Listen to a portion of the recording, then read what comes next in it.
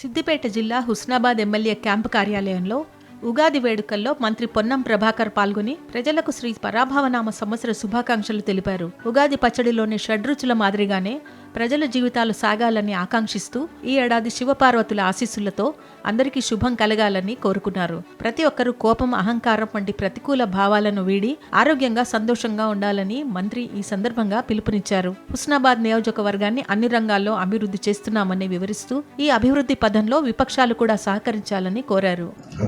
మరి ఈ నియోజకవర్గ అభివృద్ధి, ప్రజల సంక్షేమము గౌరవ ముఖ్యమంత్రి రేవంత్ రెడ్డి గారి నాయకత్వంలో ఇంకా తెలంగాణ ప్రజలకు అన్ని రకాల మంచి జరగాలని, అందులో హుస్నాబాద్ నియోజకవర్గం మోడల్ నియోజకవర్గంగా అన్ని రంగాల్లో విద్య, వైద్య, అన్ని రంగాలకు సంబంధించిన దాని లోపల ముందుకు పోయే విధంగా అందరం కలిసి మరి అటు ప్రతిపక్ష నాయకులు కూడా అభివృద్ధికి సహకరించి అన్ని రకాలుగా అందరం మన ఊర్లను అభివృద్ధి చేసుకుందాం అనే మాటని సందర్భంగా అటువంటి బలాన్ని ఏమనే భగవంతుని ప్రార్థిస్తూ